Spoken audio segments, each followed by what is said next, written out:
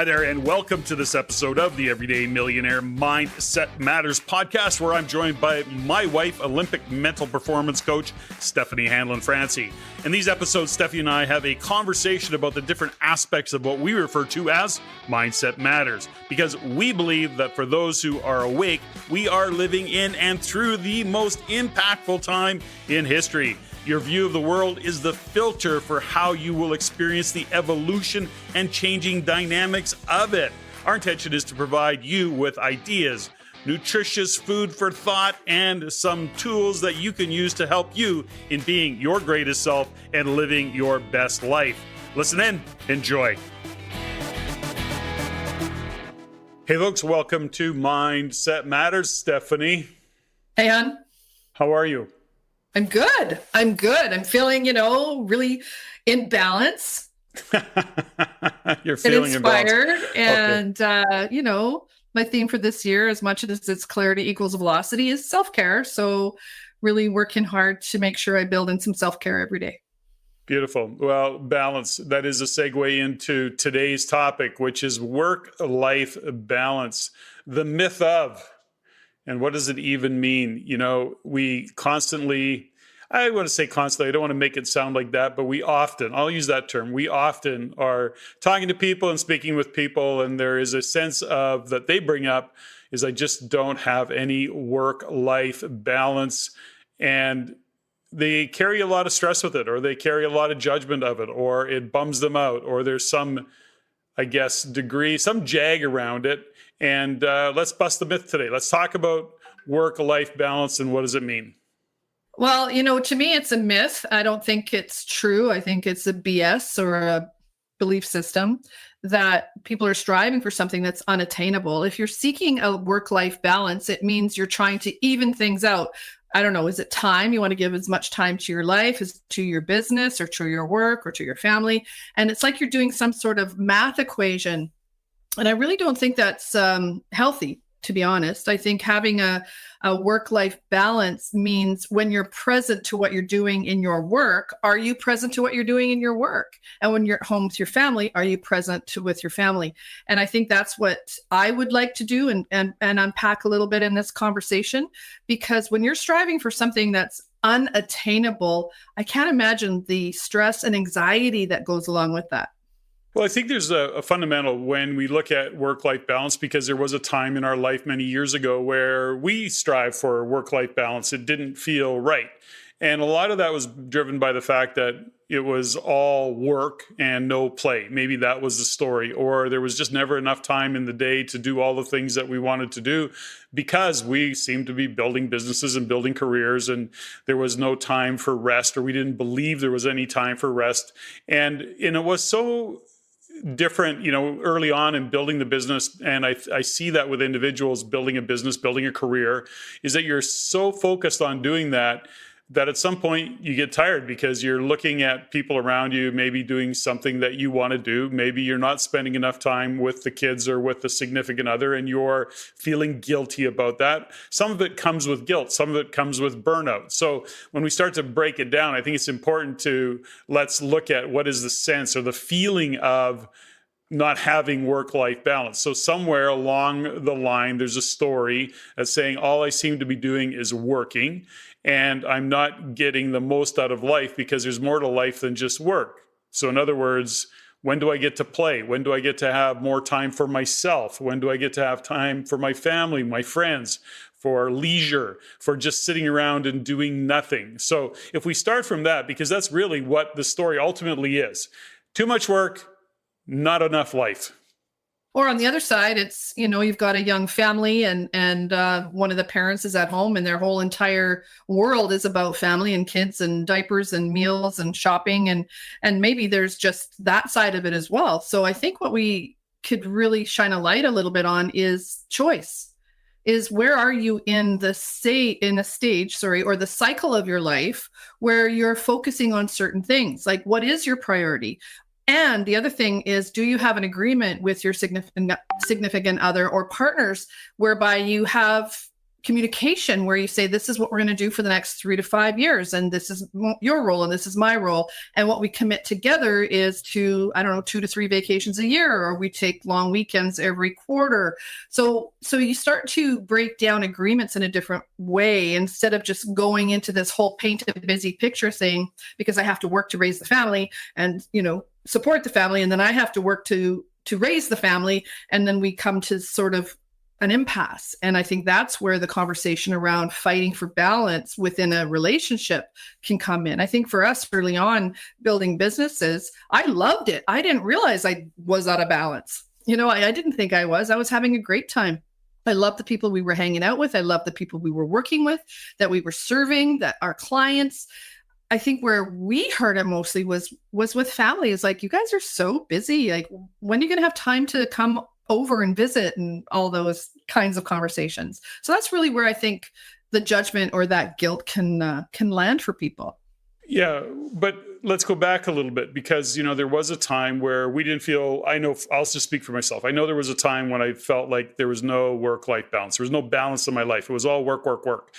And then there's a part of it that is driven by the judgment that you should be working less and playing more. There's the judgment or the pressure that you feel from peers, from family, saying, when are you going to come hang out, or when are you going to do this or do that? So let's just kind of go back to, first off, what is the story that you're telling yourself about not having work-life balance? Now, we call it a myth because there is a way to contextualize it. So in other words, it's not to negate the feeling of not having work-life balance, but when you start to break it down, when you start to look at it and say, okay, well, what's driving that feeling of not having work-life balance? Why do I feel that way? And then, are you really okay with it? Or are you feeling guilty because you're being judged or getting pressure from peers or family? Because lots of guys like us, I remember we came to a time when I was asked that question, how many hours in a week do you work? And I thought it was like, in the moment, it caught me off guard. I just come off stage, was doing this chat, had kind of did this presentation. I don't even remember what it was, but obviously somebody picked up on it, that it seemed I was working a lot. And they came up to me and they go, gosh, Patrick, you're doing so much. How many hours a week do you work? And in that moment, it was like, gosh, I don't have any idea. I don't look at my life that way. I don't look at how many hours do I work. And that's primarily because we came to a place where we realized that we love what we do. And if we don't love what we do, then we either change it, or, in other words, change what we do so that we love it, and or adjust the business model so that we're doing what we love to do. So that's one aspect of it. And then if we're not feeling that we don't have the time that we want for leisure, for friends, for family, then we start to make those adjustments. So we're working backwards to that. But I think there's a part of it, and I'll just finish on this, is that, and I want to get to it, is that it can't be, I'll be happy when. This is something that we, put a little bit cautionary flag. If you're finding yourself using that language, I'll just be happy when I have work-life balance, then that's problematic right to start. So then we work backwards saying, okay, well, how do we kind of get present to what it is today and actually get rid of the story called work-life balance and just say, I have a life. And I either love my life or I don't love my life, or there's aspects I really love and other aspects I don't. How do I come to some equilibrium in that? How's that for a setup?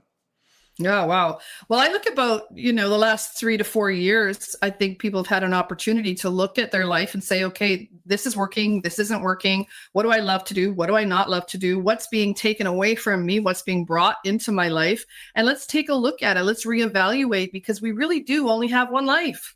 We have a life that encompasses family and encompasses work and encompasses play and hobbies. I'm not a big hobby person, and I love what I do, but I also know how to rest. I know how to dial it down. I can go on vacation and not open my computer for days, which is funny because, you say work-life balance. We'll go on vacation and you'll be working on your computer on the balcony in St. Lucia, running your life, running your business. So some people would look at that and go, well, how is that, not checking out? And to me, checking out doesn't mean going on vacation and running away from our life. I mean, I love our life. When we go on vacation is because we want to go on vacation, but we're not leaving our life to find some sort of elusive balance, to create some sort of equation that happens in the life so that when you look back and say, oh, I had a really great work-life balance and I can die happy. So yeah, I think there's a place where we look at our life and say, okay, do I love what I'm doing? Yes. Am I having fun? Yes. Not all the time. But I also am not going to blow it up and wait to be happy when something happens. I used to be in business with somebody that used to say, well, I'll be happy. I'll just get through these next 2 weeks and then I'll be happy. And I'll just work on this thing until then I'll be happy. I'll just get through this. And that was a real, like you say, a real big red flag for me, is that she wasn't happy in the moment doing the things that she was doing. She was going to be happy when it was over or when she accomplished something. And those, to me, that's a language that I think we need to pay attention to, in your life, in your family. If you're listening to your kids talk about they're going to be happy when the season's over, or they're going to be happy when school's done, or I'll be happy when I finish exams. Well, the truth is we have to be and find a way to be happy now. Do we always like what we're doing? No. But we also know that the commitment that it takes to move our life and live the life that we want requires the ability to be present. People always used to say to me, oh my gosh, you're so busy, you're so busy, you're so busy. And that word just never landed for me. I just couldn't believe it. I'm not busy. I'm sitting around doing nothing most of the time, or I'm on calls, or I'm driving to the rink, or I'm doing something, going to an airport. And then I realized, and then my line became, no, I'm not busy. I'm just complicated. And people didn't like the fact that I was complicated. They wanted it to be busy. And I'm choosing to do what I'm doing. If you don't like the fact that I'm not doing it with you, then maybe that's a conversation we can have. If you want to spend more time with me, or you want me to get on an airplane and fly to your city more, or we want to spend more time together, then that's a conversation we can have. But don't call me busy, and don't use that as an excuse that we're not hanging out.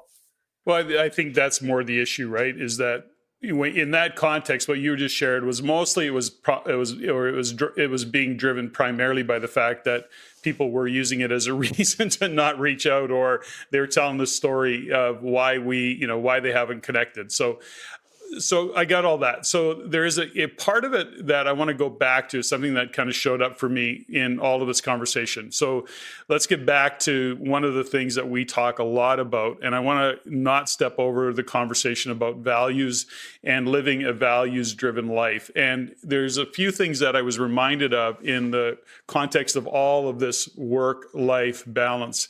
When you're doing what you love to do, in other words, when you're living true to your values, then nothing ever gets old, because you're living your highest values. And that's, I think, more the ultimate kind of place to get to, is that where you're living your values. We've been very fortunate that mostly we live our values. And so when we're living into our values, that's because we're intentional about it. Nothing seems like work, because we're doing what we are kind of driven to do, what we love to do. We're living our values. And I think that's an important kind of context to set all of this up. If you're going to work every day and grinding it out, and you hate your job, and you hate your boss, or you hate your teammates, or some version of it, then yeah, you're going to need a rest from that. You're going to need a break from that. And the better solution would be to say, okay, how can I change this? What do I love about what I'm doing? And how do I create that so I'm doing more of what I love to do? And then there's the other side of this, which is the story we tell ourselves. Now, something you said kind of hit me, which is the challenges we face. We don't love it every day, but we complain about, let's say, or we don't like some of the challenges that get in our way. Now, we can bitch about it, we can complain about it, or we can recontextualize it, which is this. And this is the hard part. I struggle with this. I know it. Like, I know I struggle with this, but at least I have a language in my own mind for it, which is that and I go back to the analogy of the gym. You go out, you work out, and you lift heavier to get stronger. And some days you go to lift and you can't, and you have to go backwards, and you have to actually keep working at something smaller to get to something bigger. But it's the challenges that make you stronger. And I see that in life in general, is that it is in fact the challenges that make us stronger, but that's not what we want. We actually, in our brains, want it to be easy. We want it to be easier. And it's just not. Life is fucking hard. That's it. And if it was easier, then I guess we would be less productive. We're already in a world of less productivity. Let's not go down there because it gets political really fast. But you understand what I'm saying is that we have to look at it and go, okay, love the grind because it's a grind. It is. And when the minute you admit that life is hard, it gets easy. Mm-hmm. That's the thing, is that it's the fantasy or the story of it. It should be easier. I should be working, or it should be more fun, shouldn't it? This should be simpler. Or this should be a better experience, shouldn't it? This should be more fun. It should be more like a concert every day and a roller coaster ride, shouldn't it? So that's the story. And as soon as you admit that life is hard, then life gets easy. And I really found that over the years is that, nothing is easy. I mean, life is simple. It can be simple, but it's not easy. No, it's not. So the easy word, is something that I think gets, I don't know, it's like a trap. It is a trap. But there's a couple things, right? So first off, I want to go back to values. Now, we talk about values and we talk about the 7 areas of life. We've had these conversations on this podcast many times. So if you're a first-time listener, you may not get the conversation. But, when we talk about values, living our core values, living our highest values, it's a values-based conversation that says, okay, if we can recognize what our core values are, if we can be true to who we really are and live our truth and live our highest values, then life will start to feel better. It doesn't mean it's less work. It just means at least you're working hard doing what you love to do. Now, Ray Dalio did something. Now, when we look at, and he said something, and this is, I think, is so important. He said, and now let me read this quote from Ray Dalio. If we're not credible enough, then let's tap into Ray Dalio, who's a pretty credible dude, okay? So there are all kinds of different people in the world, many of whom value different kinds of things. If you find you can't get in sync with someone on shared values, you should consider whether that person is worth keeping in your life. A lack of common values will lead to a lot of pain and other harmful consequences and may ultimately drive you apart. It might be better to head all of that off as soon as you see it coming. Now, this is so important because if you're hanging out with people that your values aren't aligned, that will be painful. That will feel heavy. And then ultimately, it will lead to some drama and some relational breakdown. And so the reason I shine a light on that is an example of values.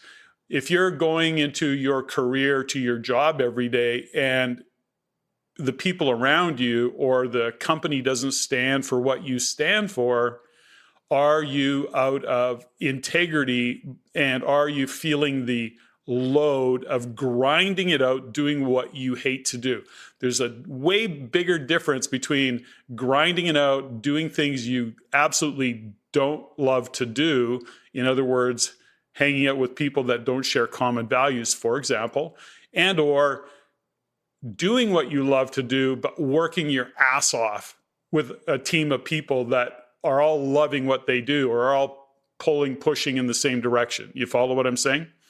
Yeah, or at least there are a certain alignment of values and conversations that you can have that are committed to, busting through some of the barriers that make it difficult, that make it hard. There's a great poem, and I've seen it come up over the last little while, and I won't do it justice, but I think it's called Choose Your Hard. Marriage is hard. Divorce is hard. Choose your heart. Yeah. Being fit is hard. Being obese is hard. Choose your heart. So there's 5 or 6 different lines in that particular poem. And I just love it because the truth is what we choose, if we don't get behind it, we can be obese or we can be fit. Both are hard. It's hard to be fit, but it's also hard living overweight and living a life of not, being healthy. So we get to choose our hard. And I think that's where the life balance myth kind of work-life balance myth kind of gets me going, is that the strive to be mediocre, I think, is what comes up when I think about, splitting the difference between something being easy and being hard and just not really fully committing to what it is that you love to do. Because even what I love to do, it's not easy every day.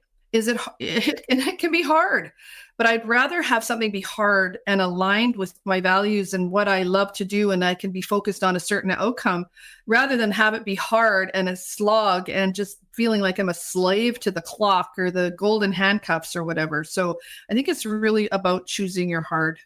Yeah, I'm trying to think who did that. I think it was Mark Manson, but I think he said, what's your shit sandwich that you're going to eat? Like it was a different, but there is those that philosophically though, but that's exactly whether it was him that choose your heart or eat a shit sandwich. I mean, it was some version of that. I don't know who was choose your heart. Doesn't matter. The point is that yes, choose your heart. But there's a part of it let's go back into this work life and then just kind of connect it to a couple things. There was work-life balance is that it all is connected to life satisfaction. It is connected to happiness. And, a really cool conversation that I listened in on a podcast that I was following along, and something that they said triggered a thought process for me, and which is that I came to the conclusion that our satisfaction or our happiness in life is actually the sum of the quality of our life minus our envy of others. Zing. You get it? So yeah. How we see our work-life balance, how we see our happiness, how we see our satisfaction in life is the sum of the quality of how we see our life minus our envy of others. Now, that is actually statistically data. There's data on it. That's what kind of tweaked me on this, because I looked at it. And since I think the chart I looked at was since 2016, the degree of happiness or satisfaction in life, and I'm going to say work-life balance fits in that kind of overarching category of things that are being measured, really changed from about 2016. It just has gone down and off the charts. And I thought, oh, isn't that interesting? Here's my theory on it. Number one, we've had the past 4 years of coming out of lockdowns, a total shit show of how things got handled, polarity, divisiveness, global, blah, blah, blah, all the rest of it. But there's another part of it that I think is probably even more impactful, even to this day. And I believe that envy is being driven by the increasing amount of social media platforms. And I'm so conscious of this and have been for years. They capture that special moment in time. So in other words, we've got these platforms that are capturing the moments in time. And the end result of that moment in time, whether it's staged or it's real, but it's put on these social media platforms by others. And I don't care who you are. I don't think you can stop. You'd have to be pretty highly evolved, number one, to not go down those rabbit holes of comparison at some level, probably subconsciously at least, short of just staying off of all social media platforms, which is a possibility. But ultimately, I think that has a huge impact on what's going on in the world of our lack of self-satisfaction, our lack of happiness, joy, and our sense of where we sit in the scope of work-life balance, because we're seeing the moment in time of that picture.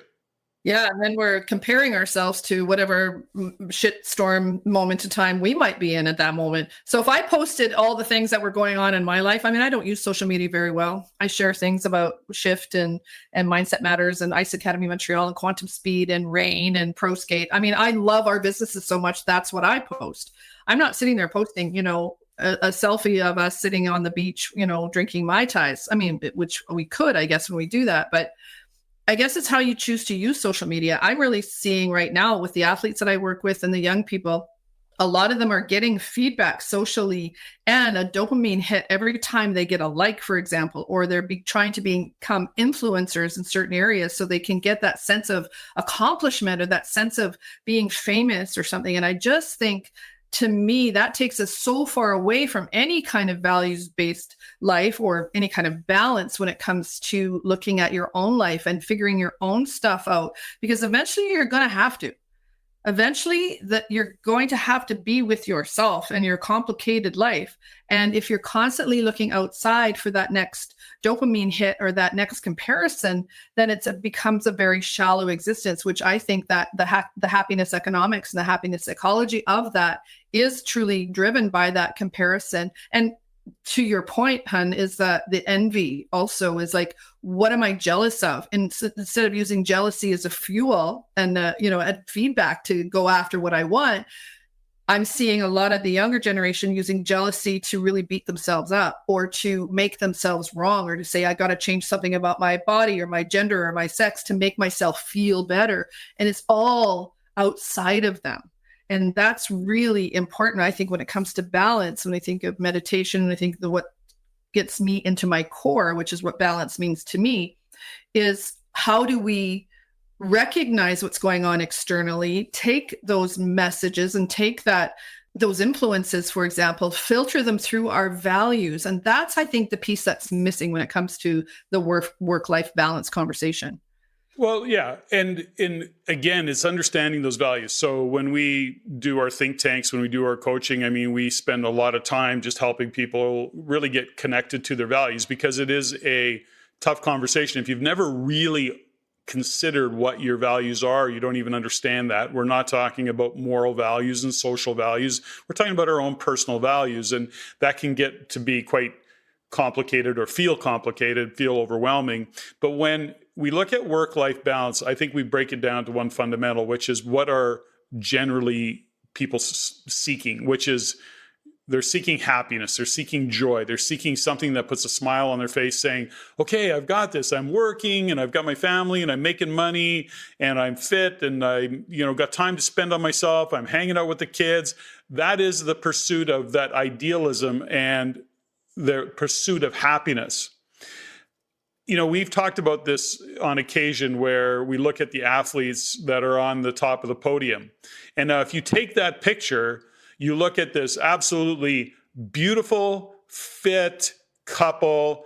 They're, getting a medal put around their neck and they're standing there, smiles, waving at the crowd. And it's that snapshot of that moment in time. And for those who maybe have some dream of being there one day, it's like that moment in time is what they're connected to, but they don't see the lifetime journey to get there, the injuries, the training, the discipline, the not going to parties, the eating the way you got to eat, and the huge commitment to get there. Instead, they're looking at that moment in time and going, if I had that, I would be happy.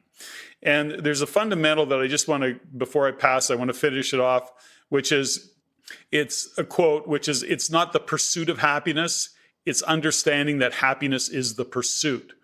Or said another way, okay, I'll say it this way.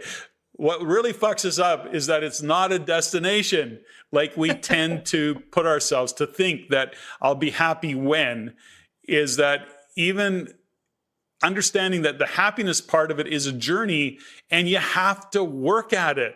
It is like a mental game that has to be played, and we have to look at how our thoughts are, the awareness of how we're thinking, the actual choices and the goals that we're working backwards from. It's intentional. And if we're waiting around for something outside of us to make us happy, we're going to live a really mediocre life. Yeah, and we'd be waiting a long time because, how long has it taken us to realize that nothing outside of us can make you happy?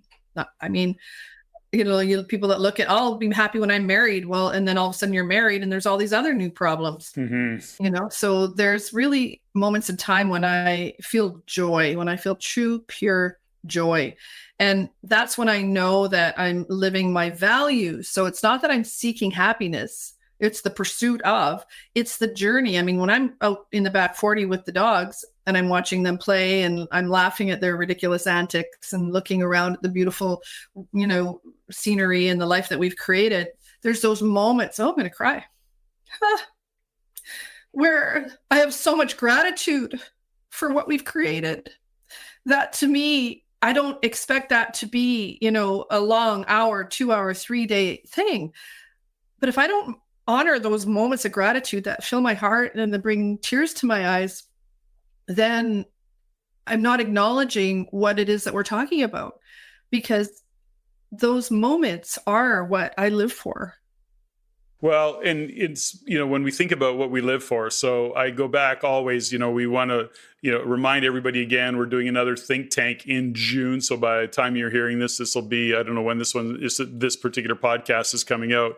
But when we talk about think tank and the work that we do over a 2-day, what we'll call a workshop, that's what we're having conversations around. This is how do we connect to our values? What are they? What are our highest values? And what is our thought process in terms of how we're setting up our life? I want to leave, as we kind of unpack all this and kind of drift away from understanding that work-life balance is really, and feeling that you don't have it is you saying, I'm not happy. You're looking for something that is outside of you, not taking and understanding that when you start to make adjustments, when you start to drift towards your highest values and put those in place, all of a sudden that imbalance that you feel goes away. You always feel imbalanced when you're living into your values. Is that a fair statement, Steffany? Say that again. You're always feeling imbalance when you're living your values. Yes. Is that what you said? Yeah. Yeah, totally. I think it's when we feel out of balance is when we're either living other people's values, the shoulds, the comparisons, the snapshot, the influencer, my life isn't as good as theirs.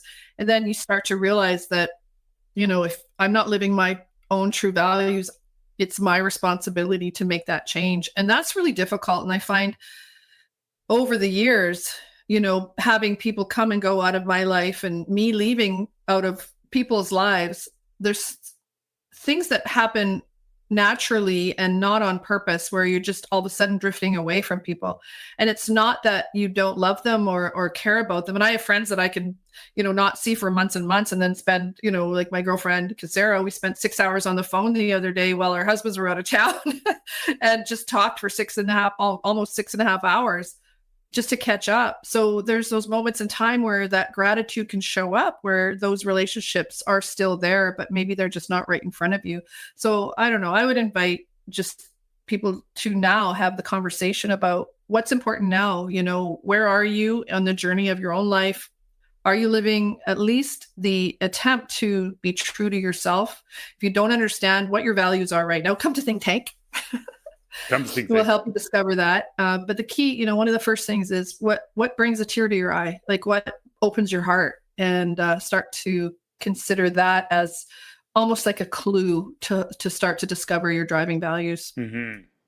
Okay, so let's leave our listener with some final parting thoughts that will bring it into your awareness. So when we think about work-life balance, when we think about how we're maybe not feeling happy, not feeling grateful, or looking for something outside of ourselves to get the joy that we want. We often talk about gratitude, getting grounded in gratitude, look at the gain, not the gaps in our life. Those are all good tools.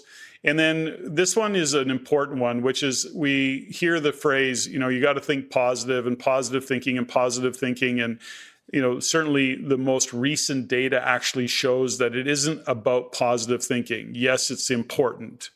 But what we have to become aware of is our thinking. And most importantly, is our negative thinking, our self-talk that calls ourselves whatever names we call ourselves, that says we're not smart enough, not tall enough, rich enough, whatever the story is. But it's the negative thinking. If we can cut off the negative thinking, it is far more impactful than positive thinking. It is the negative thinking that shuts you down, that takes you and puts you into a crap mood. But here's the problem. By the stats, by the data, and I have no clue how they measure this shit, but it is time and again shows up in studies.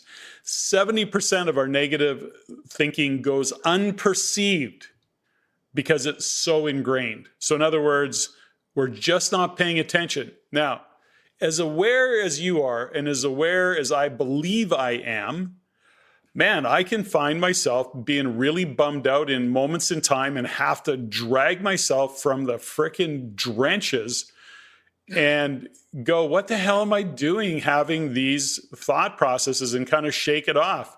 And sometimes that shaking it off means going for a walk or doing a 10-minute something, a workout or something, to kind of shift. But it is intentional, and it's not easy. That's what I got to say about that.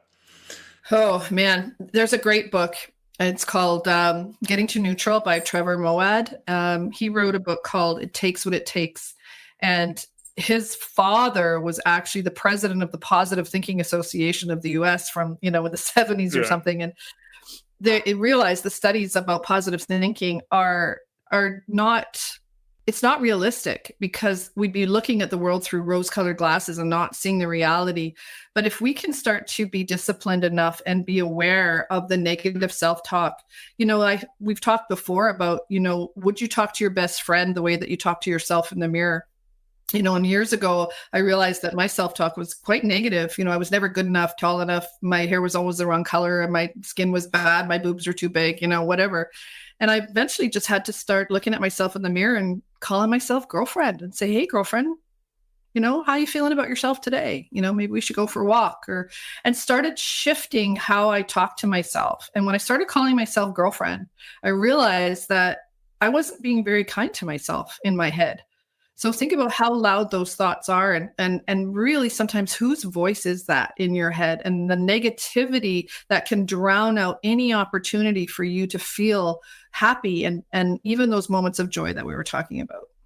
Well, I know for myself is that because I'm into economic research, of course, it's a big part of what I do and who I am. And I nerd out all about it, all the time. I'm kind of geeky about it these days. But the point is it's really hard when you look at what's going on. When I look at what's going on in the world, it is freaking hard to stay at least and look at, okay, what's positive coming out of all of this when you look at the doom and gloom and the economic conditions that are happening and the wars and all the bullshit in politics. It's really hard. That's all I got to say about that. But the good news is, on the other side of that, I'm surrounded by the right people. I'm doing I'm doing the right body of work in terms of making a difference in other people's lives, and being able to bring even our podcast, which I don't even know what episode this is. I think it's like 130 something, which means we've been doing this for like 2.5 years. We've been doing this every week, and we love it. So sometimes they don't know if anybody's listening, but we do it anyways. No, we know people are listening, so that's good.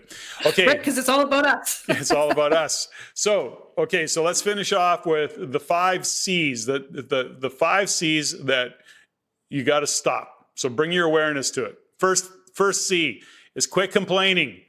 I'm brutal at this because you're just a big complainer. I complain about weather and politics, mostly politicians, mostly about our liberal NDP government. Let's face it, that's the truth. I complain about politics. There's no point in complaining other than I want to spread the word, make sure that you vote, and don't vote to repeat our federal government. Like, don't even provincial governments. Quit it. Be clear. Criticizing. I don't criticize much. Again, I criticize our politicians, but if you're going to put yourself in a public sector and then you're supposed to be doing something that you were elected to do and then you don't, or you screw it up, I'm going to criticize. But if you get into that environment, if you're working with a group of people in a working environment where everybody's being critical all the time, that can bum you out mentally. Yeah, and that's not critical thinking. We're talking about criticizing. That's right. Or feeling even criticized. Okay, the other is constant concern.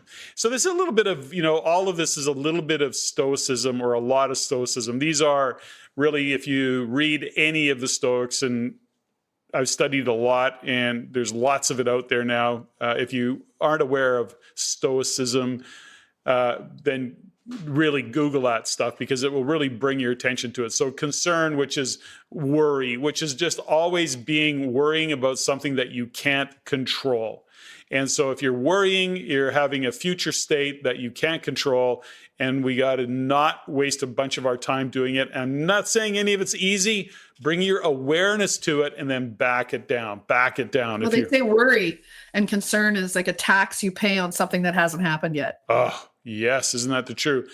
And, because we know this and believe this to be true is that, our mental state has an impact on our physical state.